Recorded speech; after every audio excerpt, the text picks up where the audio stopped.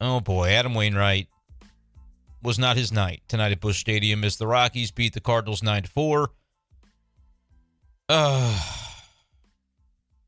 Cardinal Nation is sitting here watching some bad baseball in 2023, and in part, I feel like Cardinals fans are still invested down the stretch of this season because of the possibility of what they could see from Adam Wainwright. And honestly, it shouldn't even be treated as a possibility. It should be more of a formality, but we're this deep into the season and we have not yet seen Adam Wainwright get to win number 200.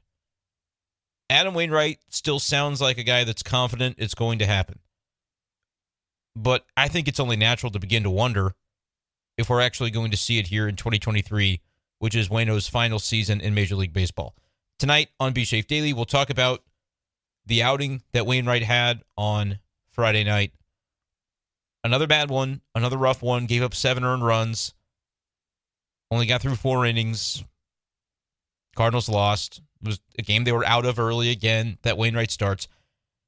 It's been kind of the story of the season for Adam Wainwright. We'll talk about maybe what he saw and why he feels it's different than it was in terms of some of those other games that were really a slog for him before he went on the injured list. But until we see it on the field, it's going to be hard, I think, for Cardinals fans to believe that there's something sustainable here that can allow Waino to ride to 2 more wins throughout the remainder of this season. But that's what we're going to talk about here tonight on the show.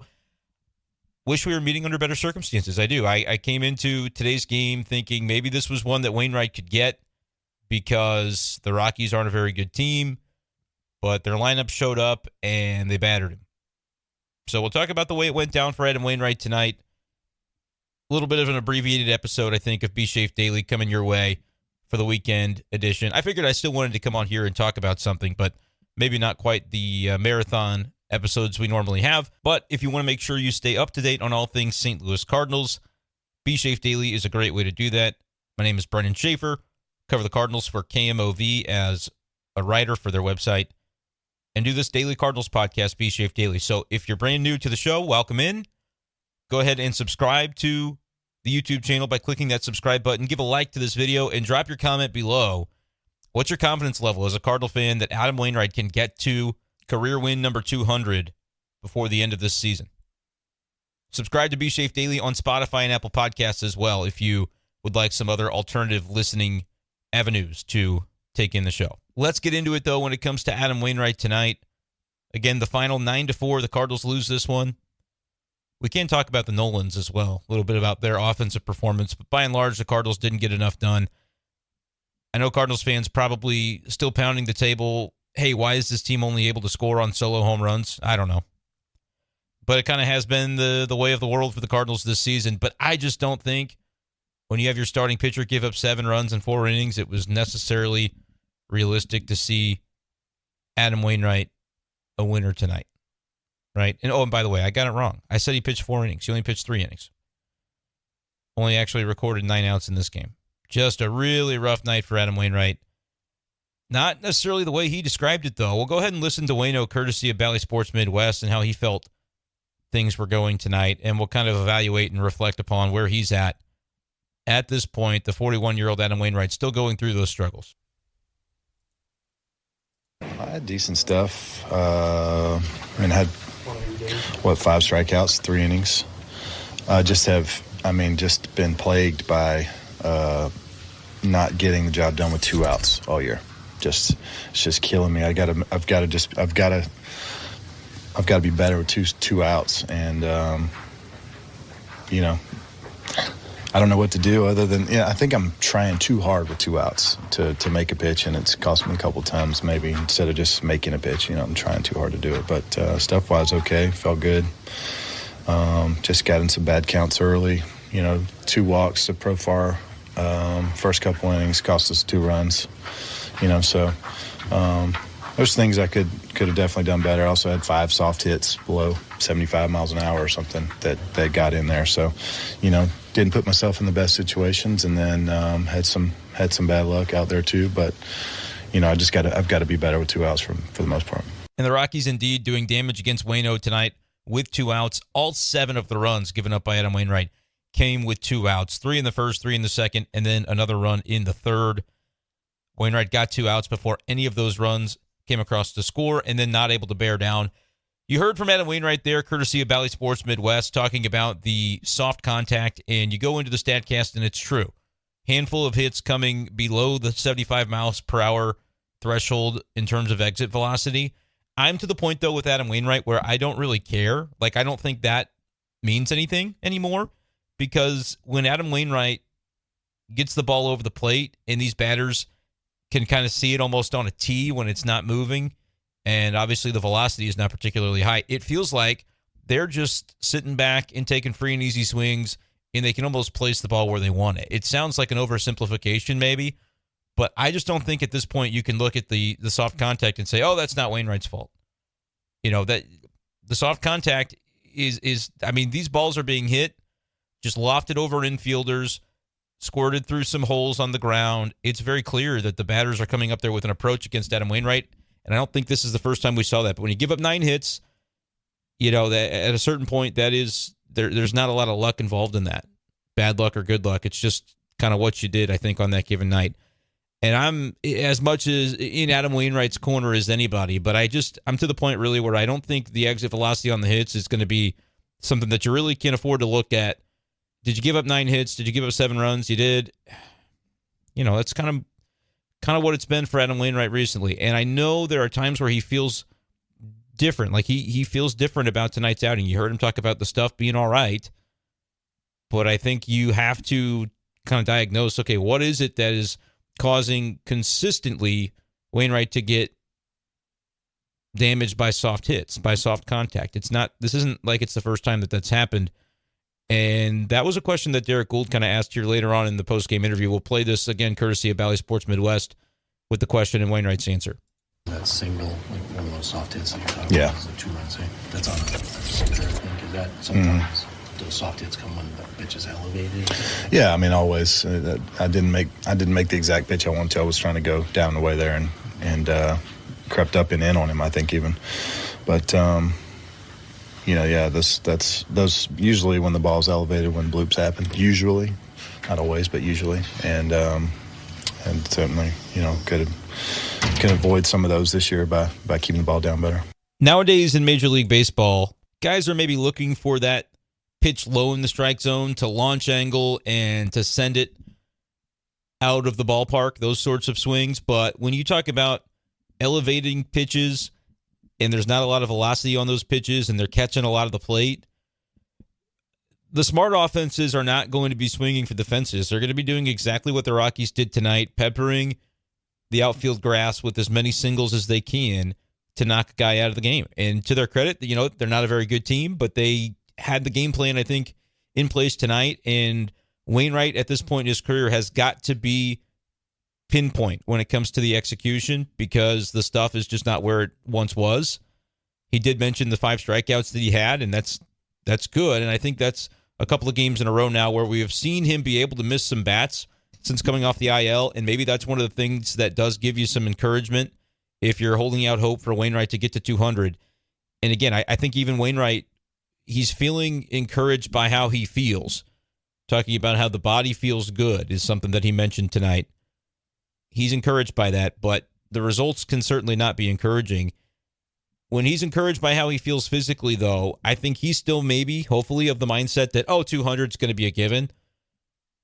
From the outside, though, I think it's getting more difficult to continue to put up that brave face, right? I think there are Cardinals fans who are wondering, is Adam Wainwright going to get to 200 after all? There was the point earlier this season where when Wainwright would talk about the quest for 200, he said, look, I think Cardinals fans would be pretty disappointed if I only got to 200, right? That's not really my mentality of get to 200. I think now that's kind of got to be his mentality, though.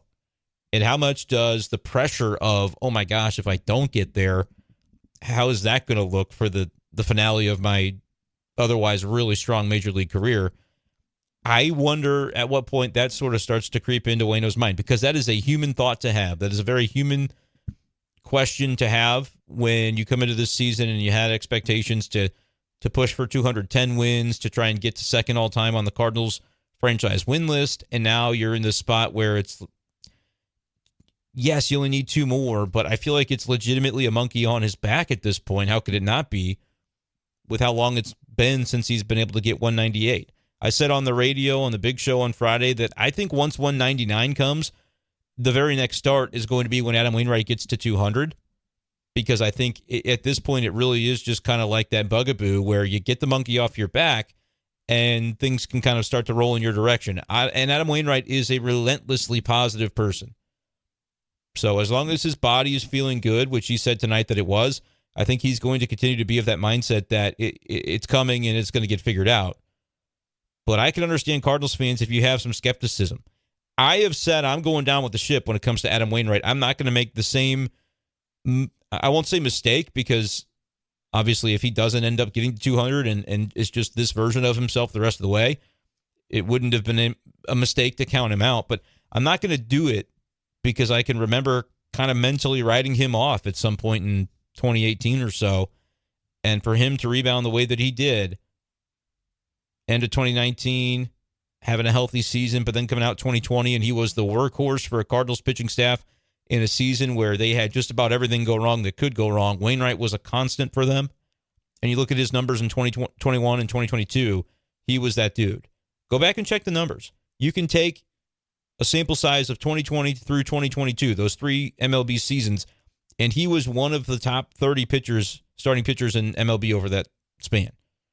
Whether you look at wins above replacement or innings pitched or whatever you want to look at, ERA, Wainwright was one of the best pitchers in baseball those 3 years. Even counting what he did last September, which is when the wheels started to come off for him a little bit, his numbers cumulatively through those 3 years were really good. So I always push back when people say, oh, Adam Wainwright should have gone to the bullpen years ago, or he should have retired years ago, or all these things. That's not fair to the legacy of a guy who has done so much for the Cardinals. But now we're watching him in the middle of this season that has been an absolute slog. And, man, I think Cardinals fans are just hoping to be able to will Adam Wainwright to 2 more wins. Just 2 more wins, and that doesn't make it a successful season necessarily, but it definitely staves off some of the really icky feelings that I think people would have if he's not able to get there. About this 2023 season, people would feel a lot worse if it ends up that he falls short of 200 when he came into the season at like 195. So at this point, that seems to be the quest. That is the big question. Really the biggest question that remains in this St. Louis Cardinals season is, can he get there? And, oh boy, how does it feel if he doesn't? But I mentioned the relentless optimism from Waino. Here's a question from John Denton asking about the couple of starts prior to Friday night, how he had maybe built a little bit of momentum from those outings. One against Arizona out west, and then the other one against the Cubs, where didn't result in a win, but was able to get through 6 innings in his previous outing against Chicago. Asking about that and asking whether that's something that Wainwright can continue to build off of despite the results tonight. This is where Wainwright's going to talk about feeling good physically, which is kind of number one for him and is something that has not always been a given. Here's Wainwright again, courtesy of Bally Sports. I know those last 2 starts were a lot better. Did you feel like you had positive momentum? Yeah, and I still do. I still feel the good thing is my body feels good. And, I just, from the very first pitch of the game, just got a little out of sync. And I finally found it a little bit in the last inning I pitched, but, I already had 70 pitches or whatever in 3 innings. And it's just way too much. So, I have to attack better at the bottom of the zone. That's all it is, and I have to be better with 2 outs. So there's Adam Wainwright. I think still an optimistic standpoint for him. Says he feels good physically and believes he's still got positive momentum, but views it as a couple of small, minor tweaks that need to be made in order to get him and his season back on track. How are Cardinals fans feeling about this? Because I don't think that's very different than what we would hear from Adam Wainwright any other time.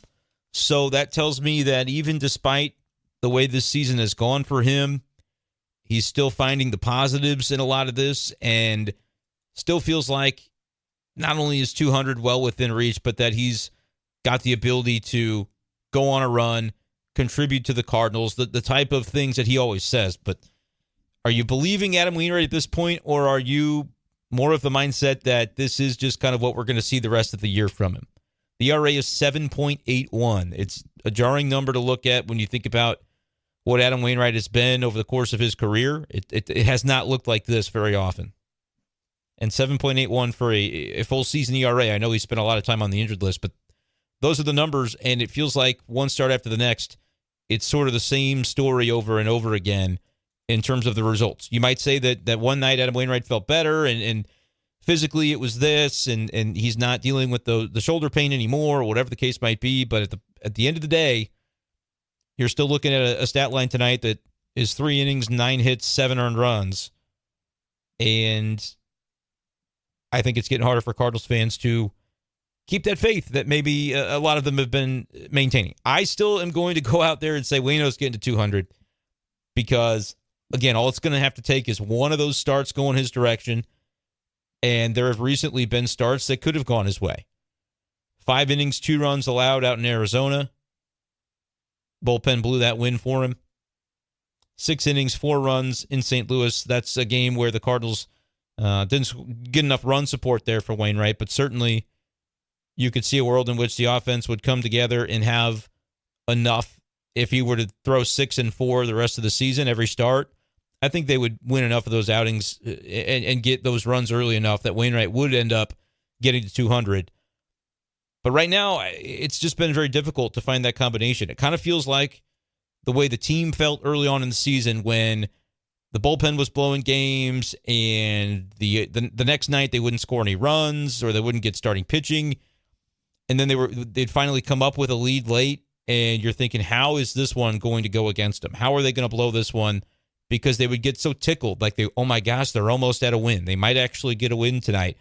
And that mentality became rather pervasive, and then that becomes a self-fulfilling prophecy where when you act like you're holding on to a 2-run lead with 6 outs to go in Game 7 of the World Series, the pressure is on to not let that slip away. And that's almost like the way the Cardinals were playing it. They were succumbing to pressure that was self-assigned.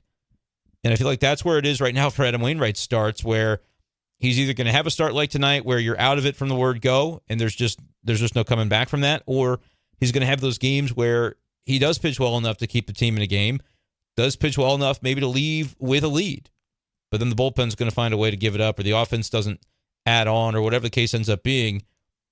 The opportunity to get that win number 199 falls by the wayside. And that has just been Adam Wainwright's season to this point, and it feels like a microcosm of where the Cardinals have been as a team this season as well. But if you're going to take a positive from it, it's that Adam Wainwright is insistent that this little stretch he's in right now, where he has not been able to get a win since coming off the IL, it's vastly different than where he was previously. Talking about feeling good his last couple of outings. The results were even okay those last couple of outings. And tonight, to him, really sounds like a blip on the radar. He knows the way it sounds, all right? Adam Wainwright is fully cognizant of the way it sounds coming out of his mouth every 5 days when he says, I'm about to go on a run here. But here's another one of his answers from tonight, courtesy of Bally Sports Midwest, where he basically addresses the elephant in the room and says, hey, the better times are still ahead. I look at it, there's things to take away from every game positive, and today's game, my stuff was actually good. My stuff's been good the last couple of times, and it's good. It was good today. I'm really looking forward to going on a nice run here where I put up some zeros. I'm tired of doing interviews with y'all with the same old sad face, But I'm keeping a positive outlook on it. I know my stuff is so much better than it was earlier in the year, and made a whole career out of getting people out with 2 outs, and so I know I can do it. I just have to, it got me in London, it got me in the start after, it got me last week, got me this week. So I've just got to make better pitches when there's 2 outs out there. Cardinals starter Adam Wainwright, courtesy of Bally Sports Midwest tonight after the 9-4 loss by the Cardinals. He says, I'm looking forward to putting together this run where I put up some zeros, and you guys can stop having to do these interviews with me with the sad face on. He doesn't like this. It's eating away at Adam Wainwright. It's got to be. But he's still putting on a brave face. He is still believing that somewhere in there is the ability for him to go on a bit of a run. He's got plenty of starts left, right? August 4th, you go again on the 9th or the 14th or the 19th or the 24th or the 29th. Cardinals, I think, are keeping him in the rotation. You might as well. There's not a lot else to play for. And if you are at the point where you say, oh, you have to pull him from the rotation because his performance is just not good enough, you and I are not seeing this Cardinals season the same way. if anything, if you believe that Adam Wainwright's costing the Cardinals games, it's almost like, all right, that's fine as well from a Cardinals fan standpoint, because they're going to get a better draft pick when it comes to the lottery that's being implemented this year. I think the Cardinals are like 4 or 5 games better in record than the Rockies. Hell, if the Rockies whoop up on you the rest of the weekend, maybe Colorado finishes with a better record than the Cardinals. Maybe the Pirates, after beating the Brewers tonight, can finish with a better record than the Cardinals. And you just keep on moving down that list. You never know. You never know. I do think a top 3 pick or a top 3 finish, which would technically be a bottom 3 finish in Major League Baseball, with the lottery, you have just as equal of a chance as the Royals and the Athletics at that point at getting a number 1 overall pick. I don't know who the guy is for next year necessarily that everybody's going to be clamoring for, but Cardinals are probably going to be wedged into that top 5 to 7 picks. It seems like the way things are trending here, and the Royals keep winning a bunch of games too, by the way. So maybe no, I'm kidding. The Royals have 36 wins on the season, so they are very much not catchable. Like, there's no way they could catch the Cardinals, which means the Cardinals would finish with a better record than them. But nevertheless, you're looking at a situation right now for the Cardinals where the standings don't matter. How many games they win functionally does not matter. I know Ollie Marmol continues to talk about, and this is right for him to do so, he's the manager of the darn team, but he continues to talk about how they want to continue to manage to win. That's what he's going to do on a nightly basis.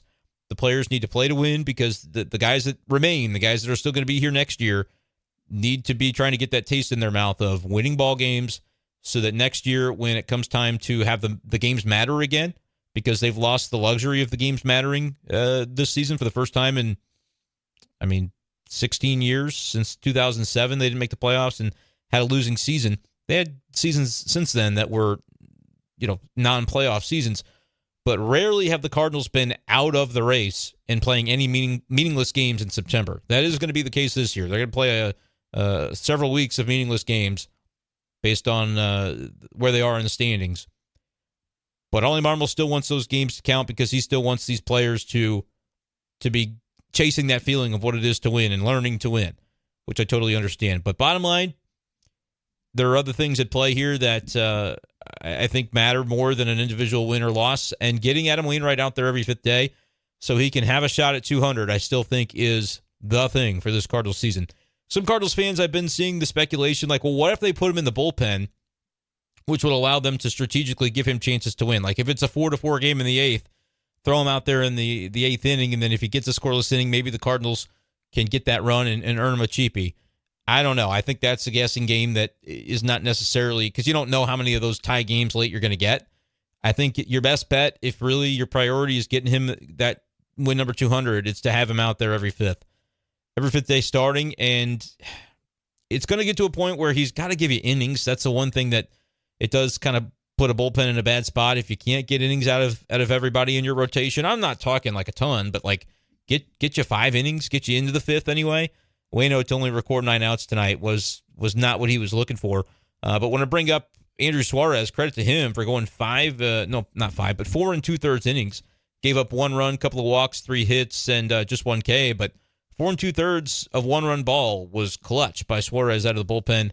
And then James Nail coming on for the final 4 outs, and he did end up giving a run, had a little bit of a tough go with 3 hits allowed. But that's kind of where it is for the Cardinals. You're going to have to, if you're Adam Wainwright, consistently try to get you more than 3 innings if the Cardinals are going to, if the Cardinals are going to continue to go with this. I think they're going to continue to go with this regardless, but it does end up being kind of a question of, all right, if Wainwright is going to keep going out there every 5th day, can he do it without putting the Cardinals in a compromised position from their bullpen with frequency? And tonight, I think the answer was yes, because Andrew Suarez picked up the mantle. I hope it doesn't earn him a demotion to Memphis, because he's kind of been getting the raw end of that deal this year. Granted, his ERA is over 7 as well, so there are things that he could be doing more consistently to avoid being that Memphis shuttle guy. But certainly saved the Cardinals' butts tonight with giving the bullpen some rest in a game that they, frankly, were not going to win. So I want to make sure we talk about the Nolans tonight before we get out of here, because Nolan Gorman's still looking like he is seeing red at the plate, and good to see Arenado get into one against his former team. But one more time, want to ask you Cardinals fans, what do you think about this Adam Wainwright situation? Where's your confidence level, 1 to 10, that Waino does get to that 200-win milestone before the end of the season? Let me know in the comments below. Drop your comments in the comments section here on YouTube. Make sure to smash that subscribe button if you enjoy St. Louis Cardinals content. You can find Be Safe Daily, the Cardinals podcast I do every day, on Spotify and Apple Podcasts as well, if you like listening to podcasts that way. But do subscribe to YouTube, because there will be other videos and Cardinals conversations that you won't get anywhere else without being subscribed to this channel. So if you're a Cardinals honk, this is the place for you to be and to converse. I reply to as many comments as I can. Appreciate those who some of y'all put some really good thought into those comments, and I enjoy reading those and getting the pulse of Cardinal Nation. So thank you guys for doing that. Become one of the next ones to do so. If you haven't before, let me know what you think about this Waino situation, as the veteran is still in a position where he's feeling okay about the way things are unfolding in terms of his stuff feeling better, his body feeling better, and he's not ready to throw in the towel just yet. Where are Cardinals fans on this one? He's going to turn 42 later this month. Do you think he's got 2 more wins in him in his major league career? But let's go ahead and wrap up the show with something more positive as we talk about the Nolans tonight. Nolan Arenado getting the Cardinals on the board with a solo home run, and he had a nice game all around, going 3 for 5. Had the homer, an 844 OPS now on the season for Arenado, and Nolan Gorman nipping at his heels after a robust day at the plate in his own right. 3 for 5, a couple of runs scored and a couple of RBIs, because he wallops home run number 23 and 24 on the season to wrestle the team lead back away from Nolan Arenado. It's the two Nolans right neck and neck, with Gorman at 24, Arenado at 23 after tonight.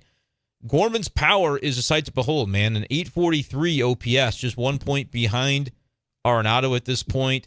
I like that the Cardinals have adjusted their approach and have Nolan Gorman back in the 3-hole. I've talked a lot about how if Ollie Marmol wants to go left, right with the top 4 spots in the order, the way to do it is by wedging Gorman back into that 3-hole. I still believe Nootbaar is more of a table setter, although we have seen his power numbers start to creep up a little bit. That was not the case tonight with Nootbaar going 2 for 5. No, I say no power numbers. He did end up doubling for the 15th time of the season.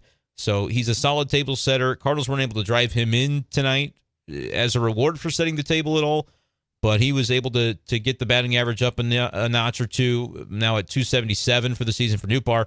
Goldsmith had a nice day as well, 2 hits in this one, including an RBI. But it's just one of those things right now where the Cardinals are not all working in sync. Like down at the bottom of the lineup, Alec Burleson goes 2 for 4, had a double as well, continuing his hot streak of late. But the Cardinals just were not able to put those big innings together where they could allow all their hits to happen at the same time to where they can turn those into some productivity on the scoreboard. But I do like generally that now that Brendan Donovan is out for the season, he's not obviously able to bat leadoff anymore. So you slide Nootbaar to that role as a left-handed hitter. You keep Goldschmidt number 2. Gorman as the power threat fits perfectly into that 3 spot when he's going well, and right now he certainly is.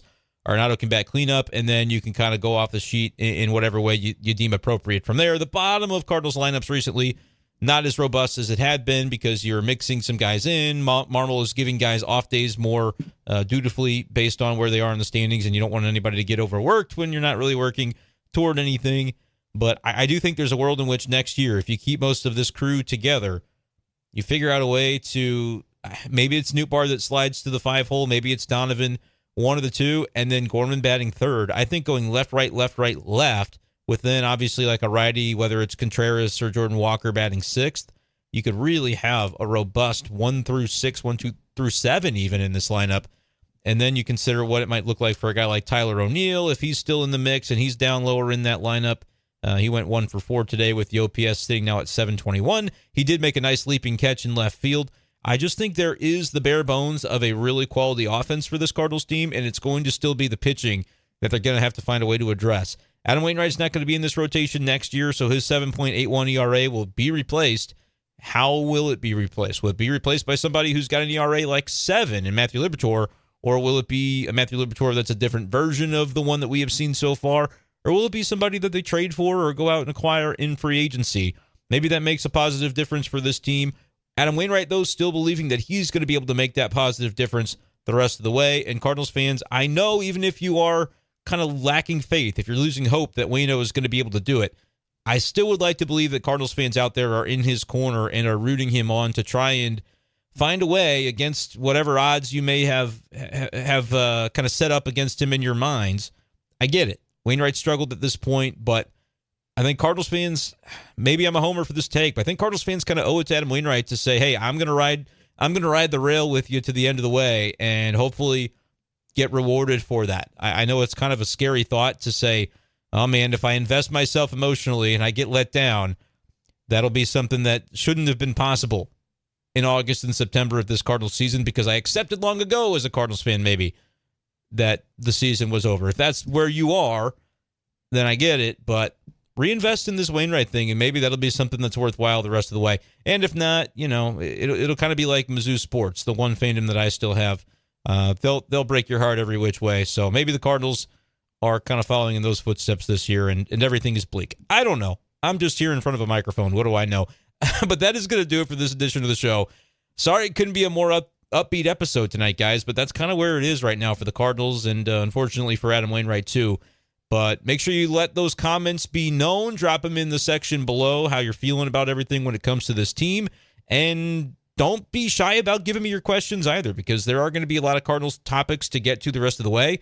But unless I get the pulse of the fan base and know what it is exactly that you guys would like to hear me pontificate on, sometimes I might be glossing over some things that are pretty important to Cardinals fans. So never hesitate to drop your questions and say, hey, this would be good for a future podcast, because I'm happy to mix in some of those topics as we go along here on Be Shafe Daily. But that's it for this one. Thank you guys so much for listening, and we'll talk to you next time on Be Shafe Daily. Peace.